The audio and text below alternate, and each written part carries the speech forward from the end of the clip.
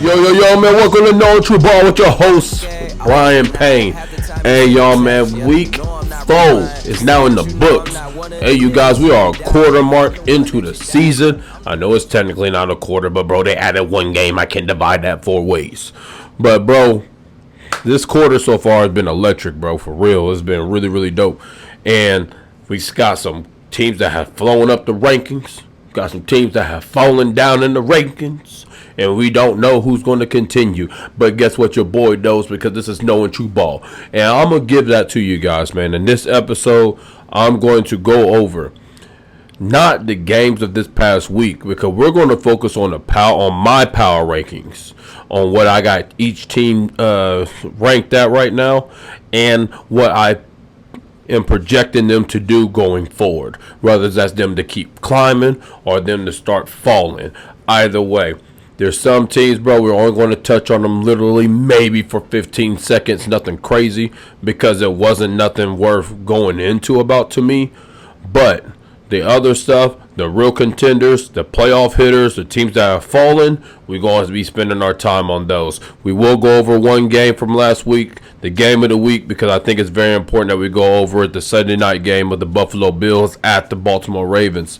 But this is going to be a great episode, so then that we can all have a good understanding of where these teams are at. So let's go ahead and start off first with that game, and then we get into the news segment. So let's go ahead and start with the Buffalo Bills going to the Baltimore Ravens. Man, the Baltimore Ravens walked out there in Baltimore with the all black. And you know, when them boys were all black, they mean business. And that's exactly what they did. The final score of that game was 10-35. We saw Derrick Henry. I forget how many carries he had. I think he had 24 carries for $199 and a touchdown. He had like 2 receptions also as well for a touchdown. You saw Lamar throw, I believe, 2 touchdowns along with a rushing touchdown for him. So D. Hen and Lamar Jackson is showing you what that combination, what that duo is going to represent for this season in that game. Now on the flip side, bro, what we saw from Buffalo is what I was afraid of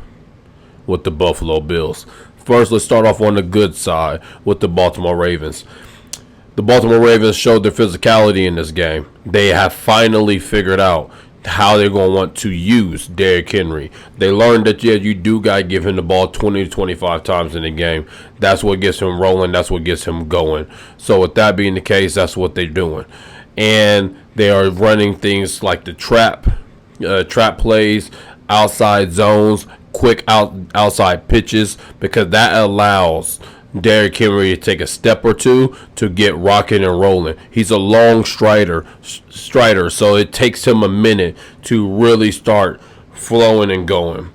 He's not a big acceleration guy. He has to build up to that speed. And as you saw in that 87-yard touchdown, when he hits that top-end speed, you're not going to catch him. He's not a 40-yard dash guy. He's more like a 60-yard dash. Good luck catching him in 60 yards. And that's what he showcased. And he did great seeing the holes, great funneling through different avenues. And he even looked solid in the passing game. They figured out how now to work the play action with him actually in the game. They don't feel like they have to only do that with Justice Hill. So that is a big accomplishment for them.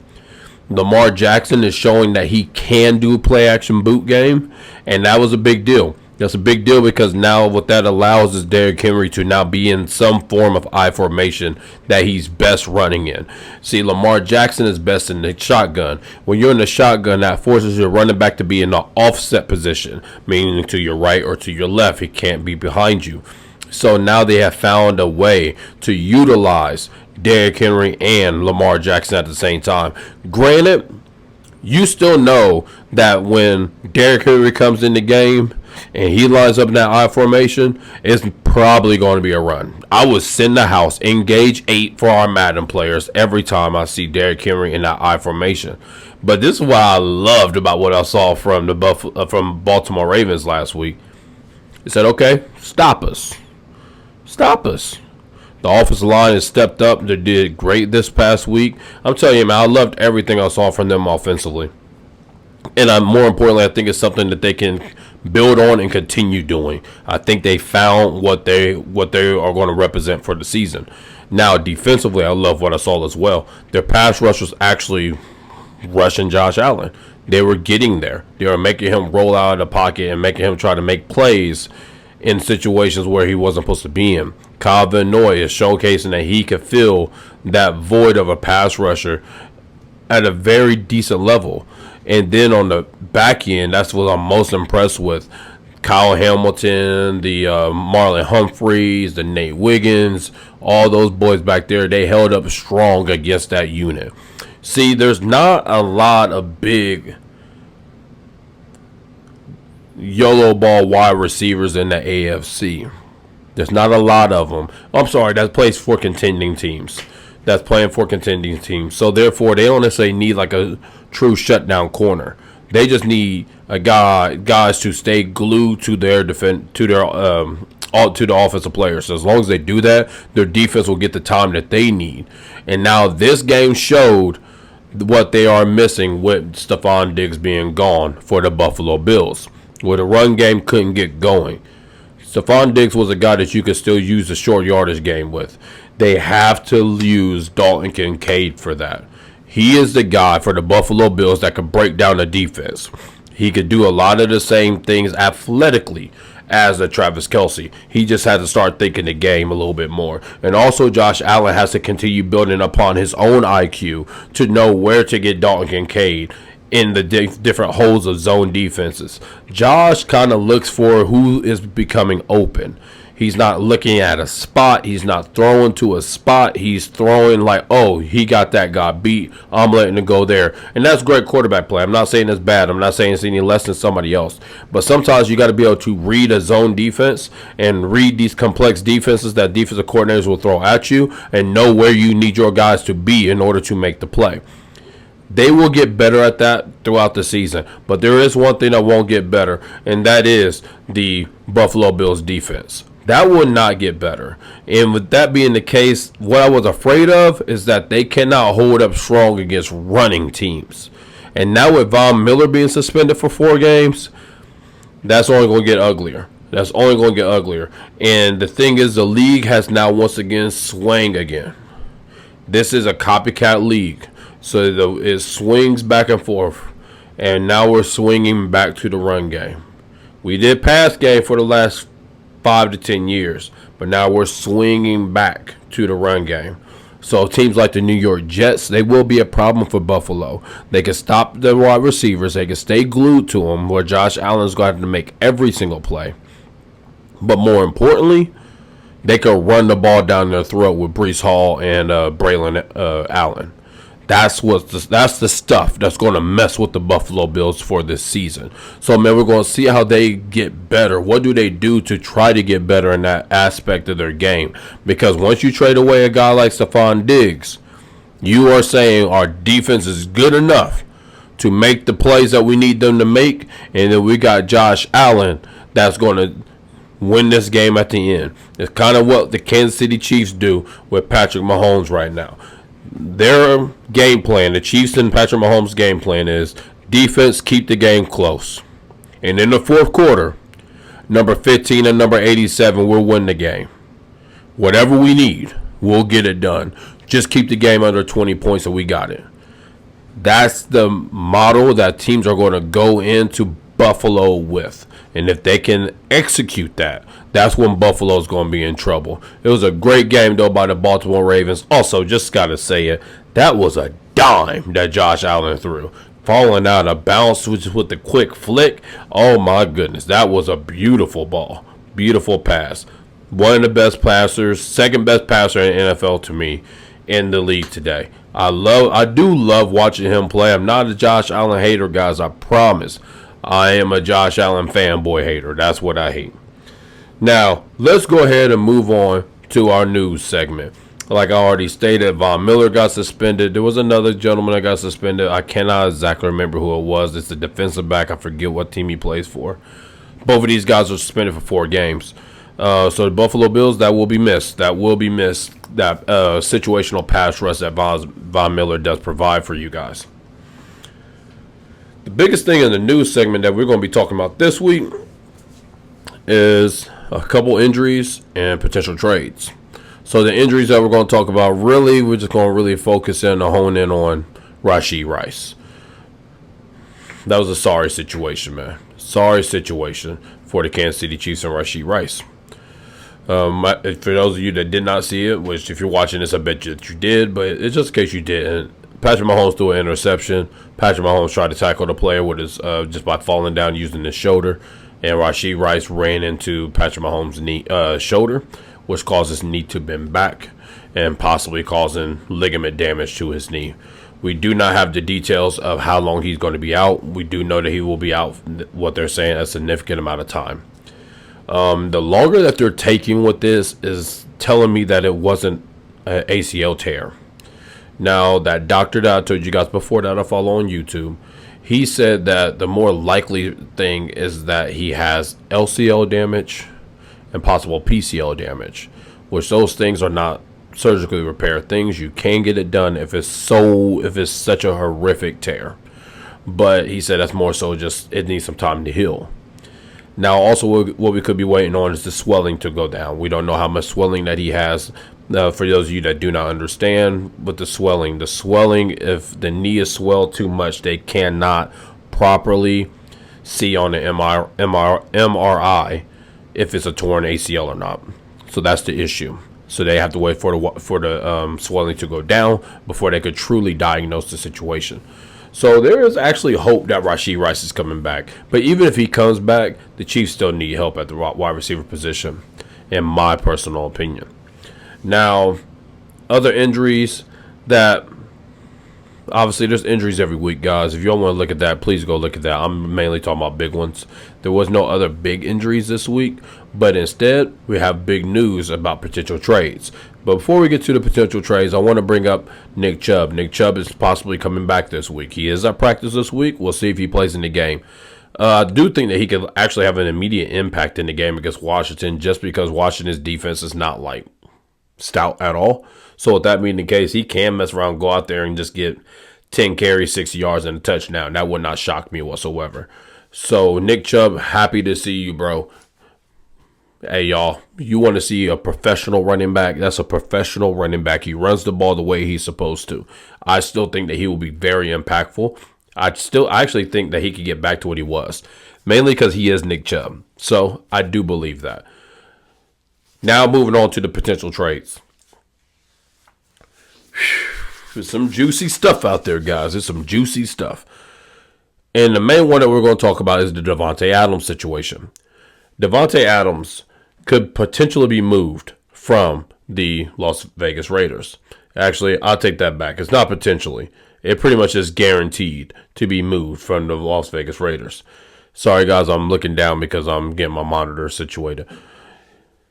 And the main teams that I'm hearing are the Dallas Cowboys, the New York Jets, the New Orleans Saints, and the Pittsburgh Steelers. Of course, I would love for him to go to Kansas City. That's not happening. That's not happening at all. Las Vegas is not trading him within the division unless Kansas City gives up a bunch of stuff in order to get him. So that's not going to happen. So now, where do I think the best place for him to be is? I actually think the best place is Dallas. Hear me out. Hear me out. And I'm not a Dallas Cowboy fan, by the way. I actually can't stand them. But hear me out on this. He could go to New York. The best thing for him, maybe just this one season, would be New York. The best thing for his future would be Dallas. Now, this is why I say Dallas. First, let's start off with the Jets. I think that Aaron Rodgers, this is a good chance this is his last season. Also, the Jets went all in on this season. So the way that their salary cap is going to be set up, and people that they got to pay going into the future, like Breece Hall, Garrett Wilson, Sauce Gardner, so on and so forth, their money will be tied up in different areas. You're already paying Quinnen Williams. It's going to get their money's going to shrinking real fast, real fast. Sauce Gardner will probably become the highest paid corner in the league. Garrett Wilson is going to get Jalen Waddle money at minimum. And then when you turn around, you add in, like I said, the Quentin Williams that's already paid, and so on and so forth. The Breece Hall. Breece Hall's probably going to get at least $50 million. We saw Josh Jacobs get 48. He's going to get at least 50. Trust me on that. 50 to 55 million. So with that being the case, I don't like that long term for Devontae. Devontae's looking at trying to play for another probably 4 to 5 years. I don't think that's a good investment for him there. And on top of that, you don't know how long Aaron's going to play. What if Aaron retires after this year? Now you're just stuck in the same situation that you had with the Raiders. And plus, if you guys remember back to when he first left the Raiders, left the Packers, he said that he looked at leaving only because he didn't know if 12 was going to stay. So, with that being the case, I think the Jets I don't think that's the best spot for him. I do like it for this year because he knows the offense. He could go there and immediately contribute. Now, if he wants to get paid, maybe that is the best spot for him to go. Because he will go there and be immediate impact. He could go there and be Davante Adams from the Green Bay Packers like that. And if he goes there and showcases that he still has that ability, and then he hits the free agent market, because next year his contract's not guaranteed, I promise you guys he's going to get released wherever he goes next season. He could go now and prove that he's still that guy. Another team will give him that contract that he wants after this season if he went to the New York Jets. But I think that whoever takes him is looking to make him a long-term investment.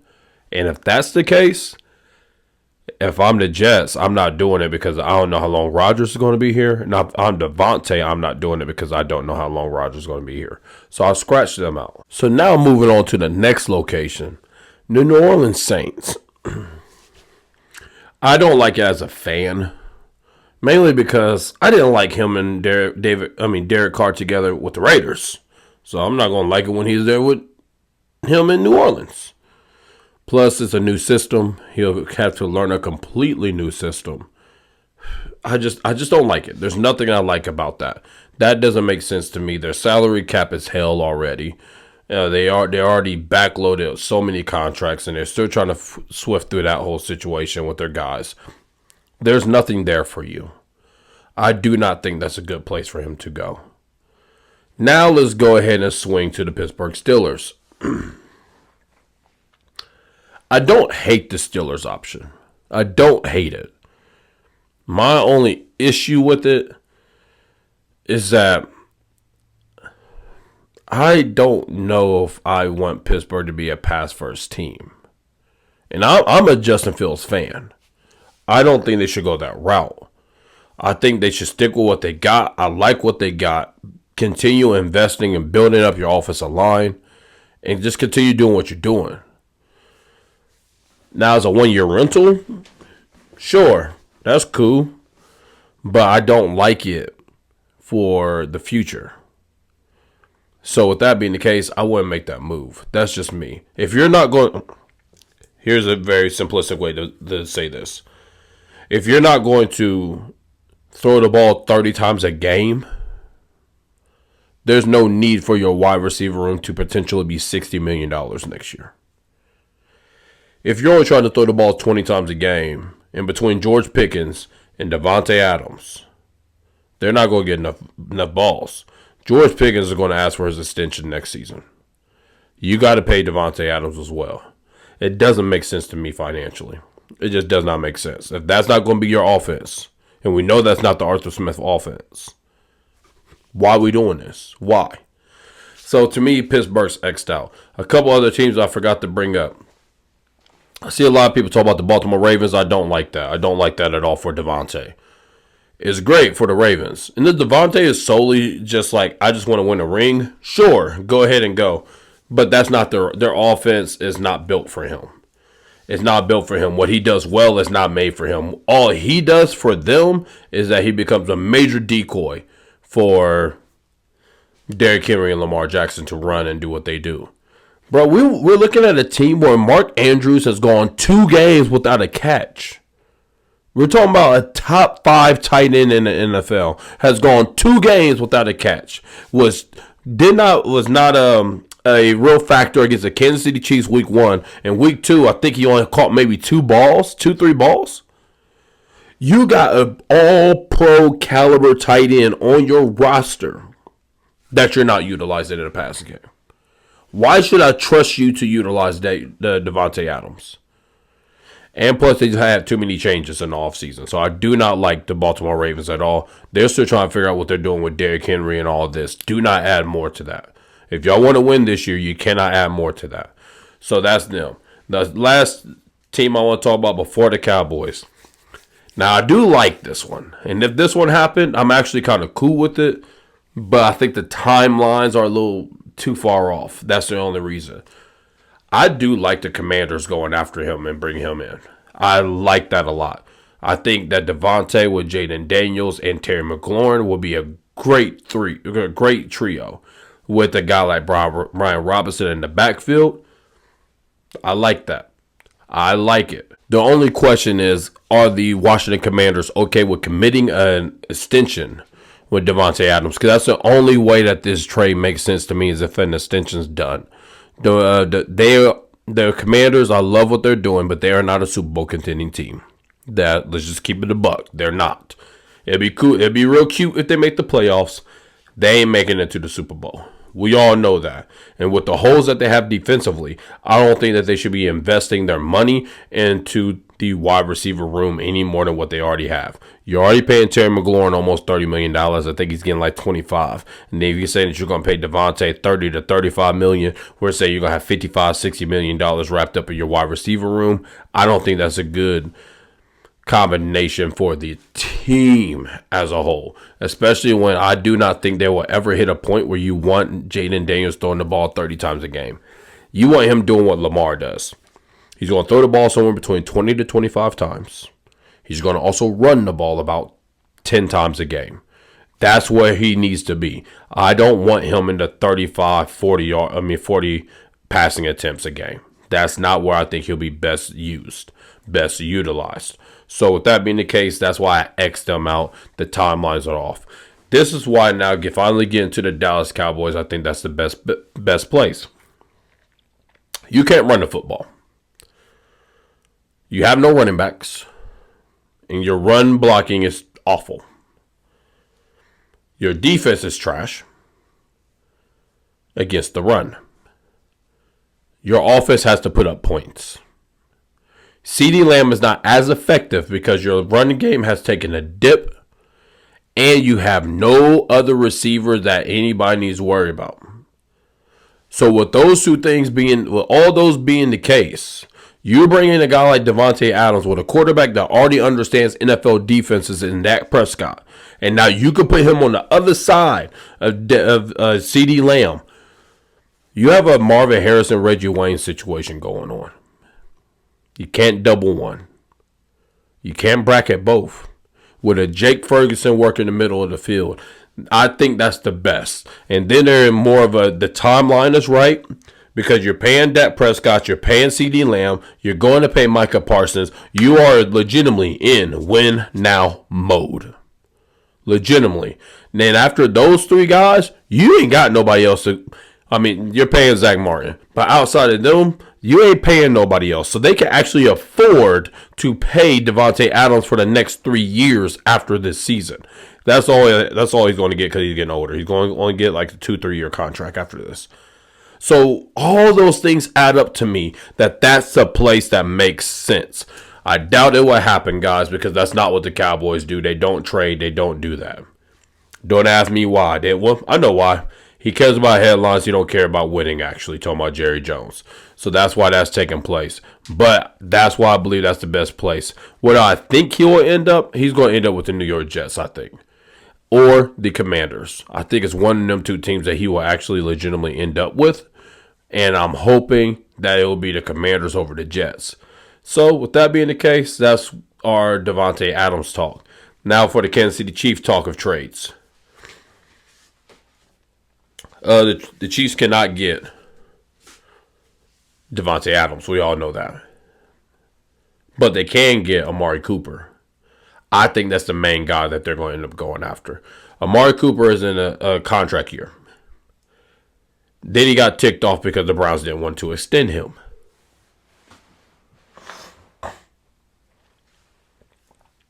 Then he got more ticked off because the Browns tried to trade and get Brandon Ayuk to replace him.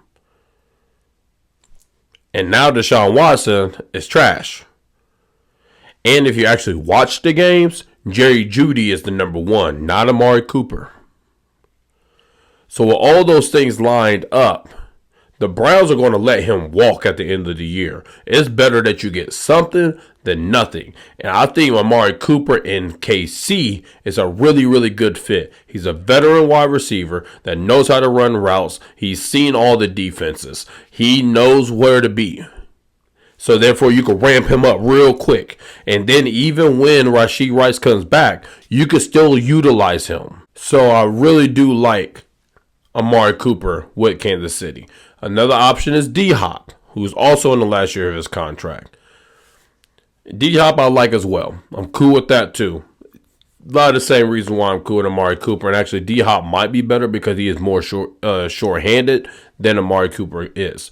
So with those two guys, what's great about both of them as well is that Kansas City is a place that they will want to be because then they get to showcase what they can do with a real quarterback.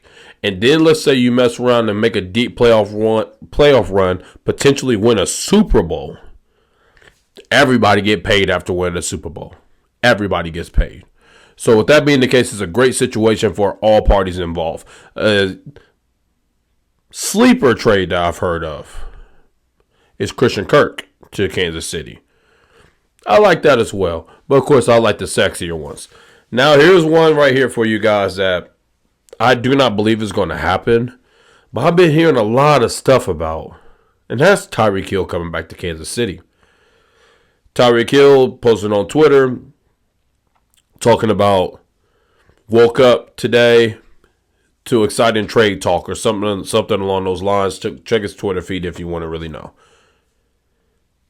Then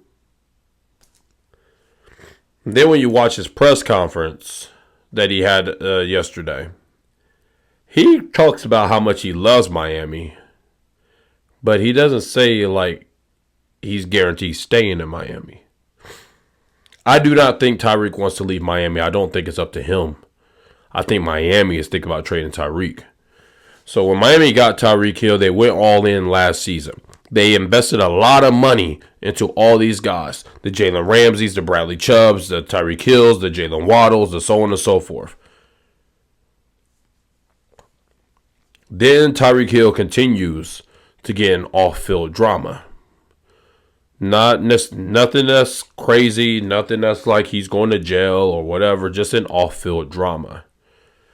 And then who knows how the owner feels about the whole police situation. We don't know how that owner truly feels. Now, he's going to do whatever he got to do to save face, but we don't know how he truly feels. And the owner is the guy that cuts the check, period. The Chiefs are in the market for a wide receiver. The Chiefs could get that trade done, and Tyreek Hill will go back to Kansas City and do exactly what he is supposed to do that he's always done. It's an easy move. It's an easy move. I did not think this was possible. I still don't really think it will happen. I don't think it will happen. I think it's literally, I'm like 80% it's not happening. But the fact that I keep seeing a lot of reports about this looming, and the fact that everything's so quiet from the Miami Dolphins and from the Kansas City Chiefs, it might happen. And obviously, if the Chiefs get Tyreek Hill, it's a wrap, bro. If the Chiefs got him back, it's a wrap. But I doubt that it will happen. It's not something I believe will happen. I think that's very wishy. And that's why I would say don't look forward to that taking place whatsoever. Now, let's go ahead and get into our real purpose of this episode, and that is our power rankings, bro. Let's go ahead and start from first to worst. The number one team that I got in the league right now, bro, you're the champions till you're the champions no more, and that's the Kansas City Chiefs. Now, they're 4-0, but this is something I want you guys to truly understand, okay? The Kansas City Chiefs have played one of the hardest schedules to start off the season this year. The hardest is probably the Minnesota Vikings. But the Chiefs have played a very tough road to start off the season. They went and played again. Well, they had to play at home against the Baltimore Ravens. They won by 7 points. Yeah, we know about the toe and all that kind of stuff. But they did win by 7. Now, going on to the next week, you play against your ultimate rival, the Cincinnati Bengals. That knows everything about you. You know everything about them. That's going to be a tough game. They do beat the Bengals by 1. You go to Atlanta. You play against what I believe will be the NFC South winner. I do believe that they're going to be the South champions still. And they are coming up. They're coming up. And that defense is a good defense in Atlanta. I'm telling you guys now, it's a good defense. And then you go there. I want to say that they won that game by 5. And then you play against the Los Angeles Chargers. You win by 7. But you have the shock of losing your number one player on offense. Your entire offense, for you guys to understand, is built around this guy, Rashee Rice, and he gets hurt on the second drive of the game. That entire playbook is scrapped. No offense is going to look good after losing a guy like that, especially when everybody on the team thinks like, damn, bro, we may not have him the rest of the season. That's a morale killer for the game. But no, you still win by 7. Granted, it was 17 points. I know you played against the Chargers. Yes, if that was going to happen, it was that game that it needed to happen because of the fact that if you play against Baltimore, Baltimore's about to mop them. Now when you see them after halftime, after they get their bearings under control, after they get all their stuff together, Chargers don't score a point after the Rashee Rice injury. I'm sorry. They scored 3 points on the drive immediate after the Rashee Rice injury. They don't score a point for the rest of the game. They scored all 10 of their points in the first half. I know that a lot of people are looking at it like, because of the Chiefs' offense, they are not as dominant, blah, blah, blah. That's the problem. It's not about the offense. It's the defense. That defense is elite. This is maybe, I know for a fact it's top 5 defense in the NFL. I probably will say that I will rank them 3 right now. And with that being the case, all they need to do is play defense. And if you go and really watch that game, it wasn't an ugly win for the Chiefs. It wasn't ugly when you put everything into context. So I got the Chiefs number 1 because they are overcoming obstacles. They have lost 3 very important pieces of their offense so far in the season, and they still are 4-0. They still are winning games. They got defensive players that will still be coming back in Charles Omenihu and Mike Dana and guys like that will help intensify the pass rush that the Chiefs are lacking at this moment. And even still, they are 4-0. And now let me talk about this real quick. Real talk, Kareem Hunt, I think he looked really good. He looked really good. He should be the starter regardless for the Chiefs going forward. I actually kind of think I like his run style more than Pacheco's. I think him and Pacheco could be a great tandem together when Pacheco comes back. But, man, the boy's vision is great. Talking about Kareem Hunt, he runs with vision. And with that being the case, I love that addition. Moving now to the second best team in the league, bro. We got the Minnesota Vikings. They are also 4-0. And they are second because of they're undefeated in the opponents that they beat. They beat the New York Giants week 1. Yeah, whatever. It's New York. I'm with y'all on that. But, man, bro, then they beat the 49ers. Then they beat the Houston Texans. Then they beat the Green Bay Packers with Jordan Love. Now, I know what you could say that Jordan Love just came back, and I 100% agree. But when Jordan Love goes for almost 400 yards and 4 touchdowns, and you still won, bro, that's a big deal. So, man, the Minnesota Vikings defense, just to let y'all know, that's what's really driving this unit as well. Sam Darnold is playing efficient football, but it's really that defense. Brian Flores has them guys playing fantastic. These pass rushers are getting to the quarterback. And because they're getting to the quarterback with relative ease, they are playing very well on the back end. And I want to say it's Byron Murphy, number 7 for the Minnesota Vikings. Bro, he's playing that cornerback position elite. Elite. I love what I'm seeing by him. They have been adopting the Bill Belichick style of putting your best corner on the number 2 guy. I mean, obviously, every now and then he's on the other guys as well. But that's what they do when they are in man. And then on the zone plays, obviously, he's just picking whatever side he's best on. So with that being the case, man, I love what the Miami Vikings are doing. This is a scary team. And this team, I legitimately think they do have a shot at winning the NFC North. I would not pick them, though. I'm still picking the Detroit Lions to win the NFC North. And when we get to them in the power ranking, you will understand why. Moving on now to the Baltimore Ravens. The Ravens are sitting at 2-2, but yeah, I still got them number 3. This is why I got them number 3, bro. They just fell asleep against the Las Vegas Raiders. That's all that happened there, bro. They were sleepwalking. They had an emotional loss to the Kansas City Chiefs week 1. And then they get their stuff together, go to Dallas, destroy Dallas. I don't care what the score says, destroy Dallas. And then you get Buffalo coming to town. And that's what got them number 2. For them to go out there and figure out who they are. They found out who they were against the Buffalo Bills, and they went out there and bust their ass. That's elite. That's elite. They ran the ball straight down their throat, and they showed that we don't care who you are. This is something that we are laying our hat on. And when they lay their hat on the running game, there ain't nothing you going to be able to do about it. You got the best running quarterback in NFL history, along with the first ballot Hall of Fame running back. Good luck at stopping the run.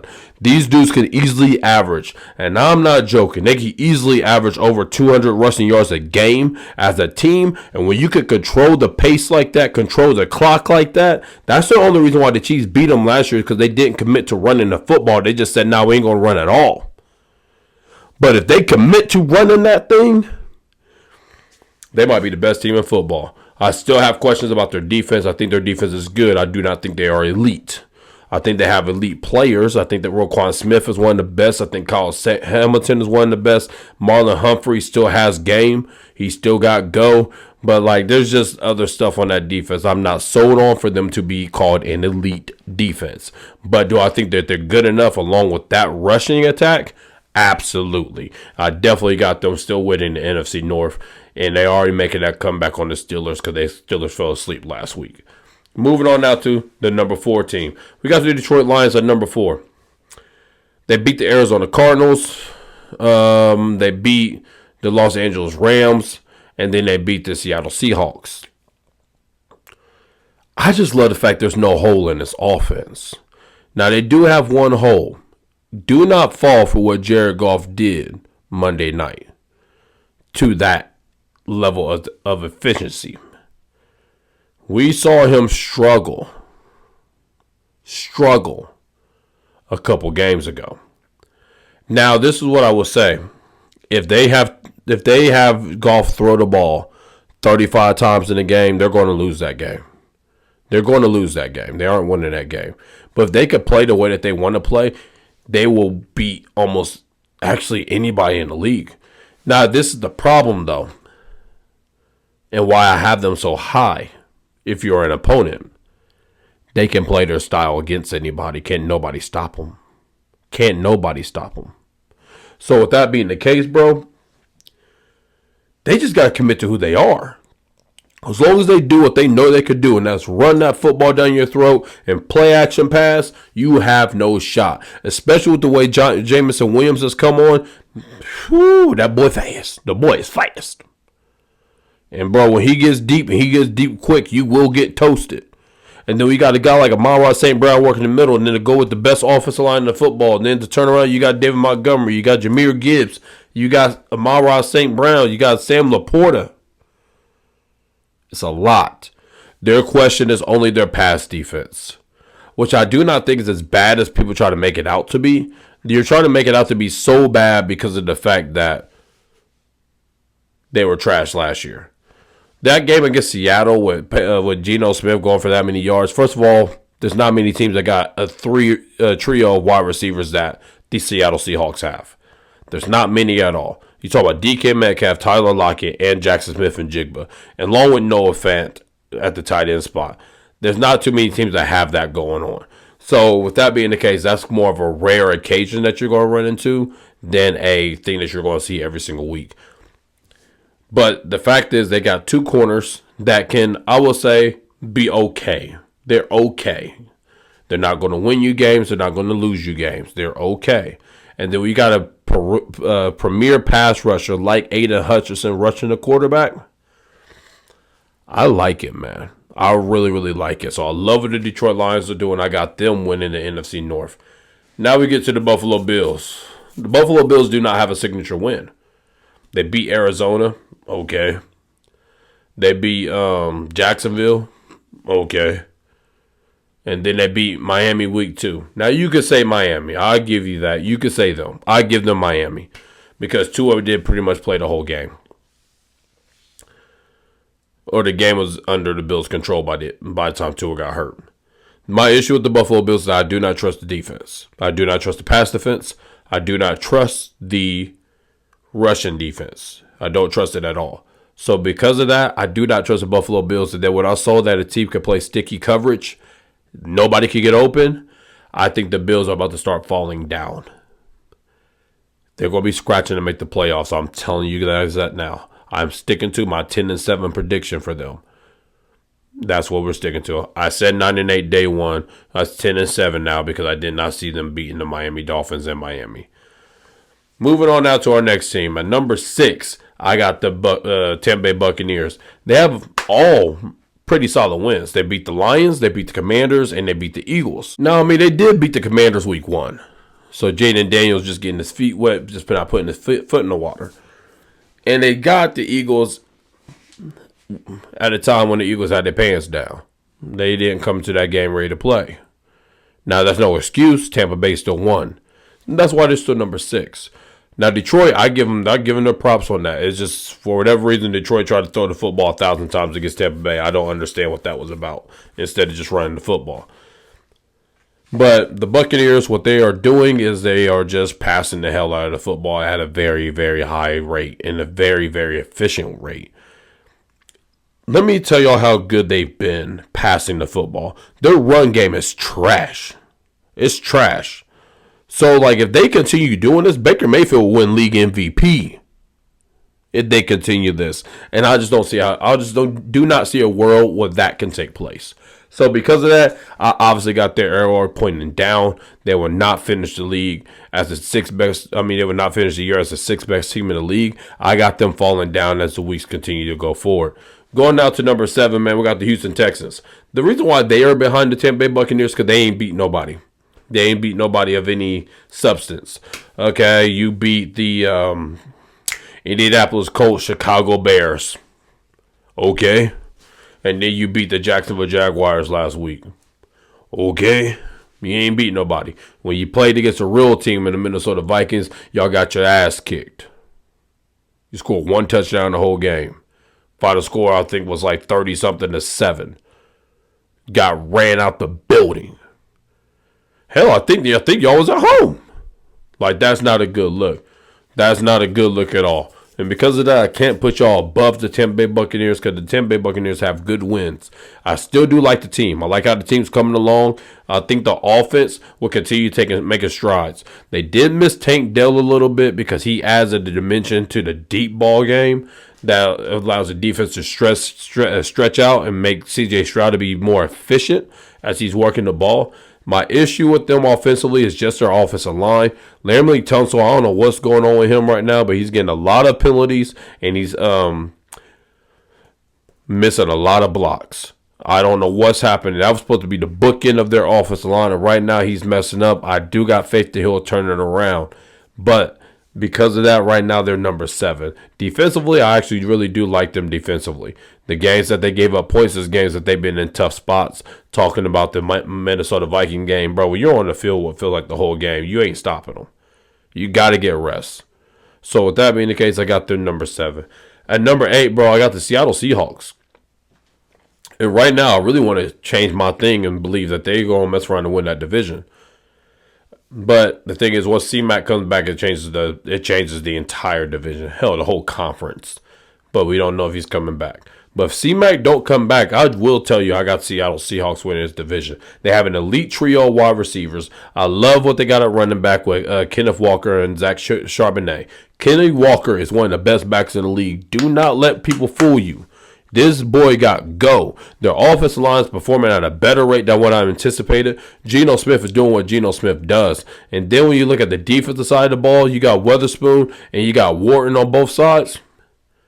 I like it. Last week against the Lions, they also was missing 4 defensive linemen. Not that I think it would have made a big difference in that game, but the fact that the game was close enough that maybe if you got those guys, maybe Jared Goff should have rushed a little bit to where one of those completions is the incompletion. And that may change the trajectory of the game because maybe that comes on a 3rd down. So with that being the case, man, I love what I'm seeing from the Seattle Seahawks. They got to start off with a weak schedule to get through pretty much their preseason period, but I like what they're doing, and I really, really am a fan of theirs. Now, number 9, bro, we got the Pittsburgh Steelers. We got the Pittsburgh Steelers with a 3-1 record. They're number 9 because they haven't beat nobody. But I do love their defense. I love their defense, and I love how Justin Fields is coming along. They will drop if you tell me that Russell Wilson is the starter. But as long as Justin Fields is the starter, I like them at number 9. George Pickens is showing that he can be a number 1 wide receiver. He's just not in a pass-heavy offense, but he's making contested catches. He makes the catches when the money's on the line. So I love what I'm seeing for him. Najee Harris is showing that, hey, bro, I got juice. Y'all just saw me on a trash team with a trash quarterback last year. It's just that defense. Hey, y'all fell asleep. Y'all fell asleep against the Indianapolis Colts. Pull your stuff together. But as long as that defense is elite, man, I got them number 9. I got them finishing right now 2nd in the AFC North. Now, my number 10 team, I'm going to say it's going to be the 49ers. I still like their defense. They have an elite pass rush, and they do still have a really good running game.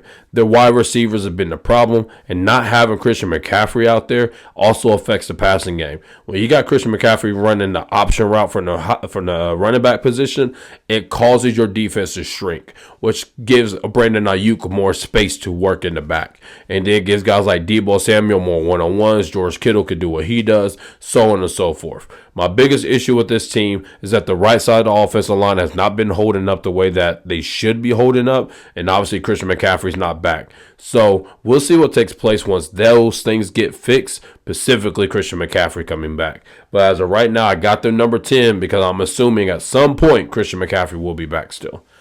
Now, number 11 team. Now, this is where we get to some good stuff.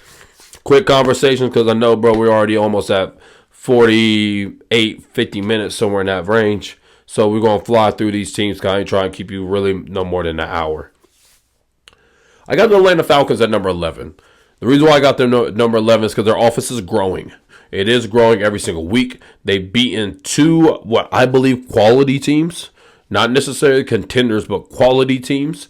And the Philadelphia Eagles and the New Orleans Saints. And with that being the case, they went through hardships as well. They lost 2 tough games to two of the best defenses in the league. And then when you also add in that they have fourth quarter game-winning drives and learning how to close teams out, that's a big deal. Now they're in the meat of their schedule that gets really, really easy. And this is where I think that they start ripping off wins. It's going to start, and they have already built the confidence within each other. They're figuring out the flow of their offense. I really, really like what I'm seeing. Now, defensively, I love their defense. And their defense will continue growing, continue getting better as they continue getting used to this Raheem Morris system. I like what I'm seeing from them. They got 2 bookend safeties. They got a pretty solid corner in A.J. Terrell. And they got a decent pass rush with Grady Jarrett and Matthew Judon. As of right now, there's some noise also going around that they might get Hassan Reddick. So if that's the case, I really, really like what the Atlanta Falcons got going on. And they will win the NFC South. Moving on now to my number 12 team. They're number 12 because, bro, they're just so damn talented. So talented. And that's the Philadelphia Eagles. Jalen Carter has the ability to be the best defensive tackle in the NFL right now. He has that ability. Right now, I mean, it's still going to be Chris Jones right now, but he has that ability to fight with Chris Jones for that spot. And if they could get that out of their defense, that's going to be incredible. But the issue with their defense is that they have not been doing enough stunts on that front to get to the quarterback. And the back end gives up too many quick passes. I would start pressing if I was them. Start pressing, start running a cover 2 zone. Tampa 2. That's why I would start running. Press these wide receivers. Get them off track. And so then now it gives your defensive line a little bit more time to get there. The issue with that is that it's a little bit easier to run against because your linebackers are concerned about stepping back instead of stepping forward. So with that being the case, that's something that you may give up a little bit, but also offensively, you shouldn't have to be out there a lot because your offense should be running the football and killing the clock. That was a bad loss last week against Tampa Bay. It was bad about how they lost. It wasn't bad that they lost to Tampa Bay. It's the fact that you did not commit to Jalen Hurts and Saquon Barkley to control the game for you. Whatever reason, you come out and threw passes on like 4 of your first 5 plays. Made no sense without A.J. Brown and Devontae Smith. Just say we don't care about this game this week. That's all you had to say. But for the Philadelphia Eagles, I just believe in the talent. I believe in the talent, and the schedule gets really, really easy from here on out as well. Moving on now to the Green Bay Packers. I got them finished. Right now they're at 2-2. I got them getting better. I got their arrow pointing up.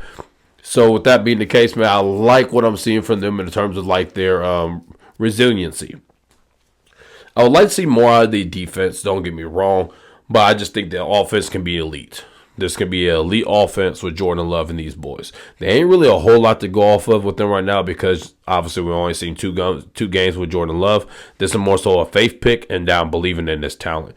And I got their arrow going up as well. Going to the New Orleans Saints, man, they are at 2-2. I got them being what they are.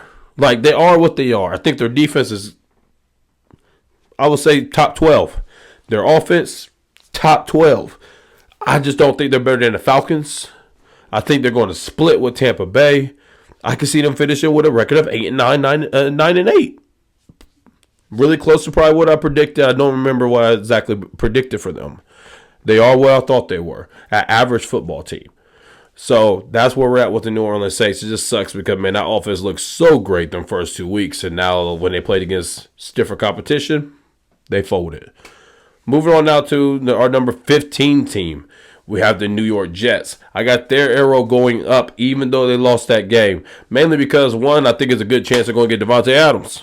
Just keeping it a buck. I think it's a really good chance they're going to get him, and obviously your offense shoots up when you got Aaron Rodgers and Devontae Adams together. I still am a believer in that defense. You're telling me that they lost a game because they didn't score enough points? That's not going to last all season. Aaron Rodgers will not allow that to last all season. It lasted this game. But what you guys got to remember is Denver is one of the top defenses in the NFL. So with that being the case, I don't expect that to continue lasting. And now I think that they could go ahead and hammer in on their running game, control more clock. And I think that is what's going to propel them into their upswing for the season. Going to our number 16 team, and we got the Washington Commanders. I love what I'm seeing out of my young boy Jaden Daniels. Told you guys he was the best quarterback in this draft, and he is definitely on pace now to get Offensive Rookie of the Year. He's getting he's getting spoken about more than Caleb Williams at this point. Now the storyline is going behind him. He's going to get it. I love what I'm seeing from there. Their defense just ain't good enough. They're going to finish 8-9 just like I predicted. I promise you guys they will. And it's just because their defense isn't good enough. Great first year for them guys, but that's all it is, bro. The defense is awful.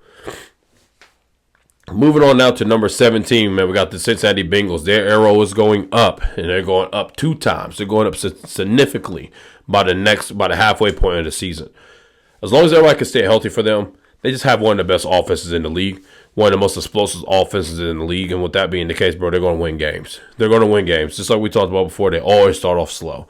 So with that being the case, I got them finishing 3rd in the division, though, because they did start off so slow. Starting off 0-3, that was a bad look. But I still got them going 9-8. They will get better. Joe Burrow, Jamar Chase, and T. Higgins, they're going to get this thing rolling. Once that thing starts rolling, good luck stopping that passing attack. Number 18, man, I got the Indianapolis Colts. I got them over some other 2-2 teams, but I got the Colts there because they played against some good teams, first of all. They've played against some good teams. And those were tough wins. Tough losses that they had. But I like the growth of the Colts defense. The Colts defense has been getting better. And if you tell me Joe Flacco is going to be the quarterback, now that's going to be a professional offense. I also love what the offensive line of Jonathan Taylor's been doing so they can control the game. The issue is still just Anthony Richardson. If he plays, how good are we? So right now I got the Colts at number 18, but they got an arrow going down because I just do not believe in Anthony Richardson. Moving on to number 19, man, I got the Los Angeles Chargers. Honestly, they're 19 just because they're just a very well-coached football team. They don't make mistakes. They do what they're supposed to do. It's the very opposite of what it was with Brandon Staley. This is a very, very well-coached football team. The defense is well. They be where they're supposed to be. They're always in position. And offensively, they live in a world of not making mistakes. And Quentin Johnston has actually made some steps forward, which I'm very shocked about because I'm not a fan of his. Honestly, I don't think he's that good. But I like what I'm seeing from them. They just don't have the talent, bro. They're just not good enough. If they were good enough, then yeah, they would shoot up. But because of their talent level, they're not good enough to even be in the conversation. My number 20 team right now is the Los Angeles Rams. I got their arrow going up, mainly because they got so many injuries that hopefully once these guys start returning back after the bye week, then they can start putting some things together. They can start putting some things together. Just simply getting Cooper Kupp back changes the entirety of that offense. So I got the Rams going up. I think that they will finish third in their division with Seattle 1 right now as long as Christian McCaffrey's out, Niners 2, and then the Rams. But I like what I'm seeing from the Rams defense. The Rams defense is really, really playing solid football. Yes, they led up to one against Arizona, I know. But outside of that, bro, they're in every game. They're scrapping and they're fighting. I like what the Rams got going on. Number 21, man, we got the Arizona Cardinals. Boy, what a fall from grace. They look so good the first 2 weeks. And then you get video game playing Kyler Murray out there. The Cardinals just inconsistent, man. Like I said, though, they will be a tough out most weeks, but they're just inconsistent. They don't have the dogs. The Dallas Cowboys, I got number 22 with their arrow staying even, honestly. Technically up. They're going to finish maybe 9-8, just like I said. They have no defense, no run stopping ability, no linebackers, no running game, no run blocking. They just have three talented players, two of them supremely talented. And Dak Prescott, Micah Parsons, and CeeDee Lamb. That's what they're banking on. That's what they're depending on. They'll beat the teams that they are supposed to beat. They'll beat them. But the issue is they're going to lose a lot of games because they can't stop the run. So for that, they are a 22nd ranked team. Number 23, man, I got Chicago Bears. Their defense is solid, but when you're dealing with a rookie quarterback and you're dealing with a terrible offensive line, your offense will never be consistent any given week. They will lose a lot of games because they simply just cannot score enough points. But this season is about trying to build up Caleb Williams, and right now they're tearing him down. You cannot allow him to keep on getting hit like that and expect for him to grow as a quarterback. So I got them at number 23 with their arrow going down. At number 24, man, we got the Miami Dolphins. This is strictly because of the defense is not performing the way that we anticipated that they were, and obviously Tua being injured. If Tua's not hurt, they're probably a 2-2 team right now. But with Tua being out, it is what it is. Do I agree with them trading Tyreek Hill if they are actually entertaining that? Absolutely not. That should not be an option. Tua right now is going to come back. He is your franchise guy, and you know that Tyreek is his guy. You know that him and Tyreek together make beautiful music. I will keep Tyreek unless you are like we are going to be done with the Tua Tagovailoa situation. Now that's a different ball game. But until then, I'm keeping Tyreek Hill. Moving on now to number 25, we got the Las Vegas Raiders. You're number 25 because you're not that good, and now you're losing more talent in Davante Adams. You have nothing that anybody is worried about offensively once he walks out that door. Defensively, I like what you guys got on your front line, but that's it. You're 2-2 because you fight and because you're a well-coached football team, but you just don't have the juice. Number 26, man, got the Denver Broncos. Why? Because your offense is terrible. Your defense is the top 5 defense in the league. Your offense is the bottom 5 offense. It ain't going to work for you, brother. It ain't going to work. Bo Nix is not that guy. Moving on now to number 27, we got the Cleveland Browns. Cleveland Browns are number 27 because their defense isn't good right now and their offense isn't good. It's nothing but failed cases across the board. Y'all need to trade Amari Cooper. Hopefully he goes to Kansas City, get what you can back, and then move on from there. Moving on now to number 28, man, we got the Tennessee Titans. Tennessee Titans is a bad case. You have no quarterback. When Mason Rudolph might be your best quarterback option, you ain't winning no games. And if I was them, I'll look into trading Jeffrey Simmons, get something back for him while you can. The only reason why you may not is because you did just bring in L'Jarius Sneed and you want to keep him happy. But y'all have years of work to do, in my personal opinion. So just get back picks so you can start building up your roster. At number 29, man, we got the New York Giants. Daniel Jones is their quarterback. I love Malik Neighbors, love what he's doing. I still love the Giants' front line on defense. But outside of that, they really don't have a whole lot going for them. So with that being the case, they're number 29. At number 30, we got the Carolina Panthers. They're Carolina Panthers. They have nothing that you want to see. So with that being the case, they're number 30. Number 31 is the New England Patriots. Same boat. They can't run the football. They can't pass the football. The difference is they do play solid defense. But their offense is so putrid, they cannot do anything, and they will not grow this year. That's why Drake May's not starting. They don't want to risk him getting hurt, and they don't want to kill his confidence. So he's not starting right now simply because they are that bad. And then our final team is the Jacksonville Jaguars at the 32nd. Do I actually think they're the 32nd team, the worst team in the league talent-wise? No. But y'all the only team 0-4. So because of that, you got to be the bottom of the bunch. Your defense doesn't get after the passer. Your defense cannot stop any wide receiver. All the wide receivers go crazy against you guys. Offensively, you have an average quarterback. You have the average quarterback, and you paid him $55 million. Then you got Travis Etienne. I do like Travis Etienne, but you can't commit to the run game because you're always behind. So you can't commit to the run game. I do like Tank Bigsby as a option off of Travis Etienne. You have no number one wide receiver. You do not have an elite tight end, in my opinion. Evan Ingram, he's solid, but he's not elite. So you have nobody to draw any type of coverage. So with that being the case, your offense is always stalled because you have nobody that can just go above the X's and O's to make plays, and nobody that the defense is truly concerned about. And with that being the case, y'all are just a stuck franchise. You guys aren't going to be good until maybe after Trevor Lawrence's contract, because you are stuck in this until his contract's up because you can't afford to make any other moves. Hey guys, that's the end of the episode. If y'all stick to this episode and finished out listening to the bad teams in the NFL, I appreciate you guys. This episode was strictly a Power Rankings episode. Check me out Sunday. That's when we're going to go into the weekly preview. You know, about our 20, 30-minute episode with the weekly preview of the games. Going to give y'all the must-see games, the game of the week, and then also go over our bets.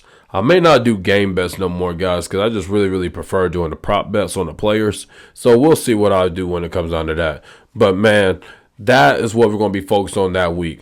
For the Thursday night football game, I believe we got the Atlanta Falcons and the Tampa Bay Buccaneers, I believe. Let me make sure. Give me 1 second, guys. Yes, that's what we have going on, and it's in Atlanta. I'm going with the Atlanta Falcons to win this football game. I think the passing game that they could slow down. I think with the two high safeties that they have, they could go ahead and work that back end to where Mike Evans and Chris Godwin aren't going to have just open space back there to operate. And without a running game, I think they could truly focus on stopping Baker Mayfield in the passing game. And now with 4 weeks in, you have real tape. And now with the offense of Atlanta, I got to see their offense continue growing against the Tampa Bay Buccaneers. And they have too much for the Tampa Bay Buccaneers to stop for them to score enough points to beat the Atlanta Falcons. So I got ATL winning that game. Follow me on Facebook. Follow me on Twitter, X. And, man, I'm going to be talking throughout the games. I'm still working on getting better, guys, so work with me, flow with me. Hey, man, thank you guys for watching this episode. Like, subscribe, share. This is Don't You Ball with your host, Brian Payne. Peace.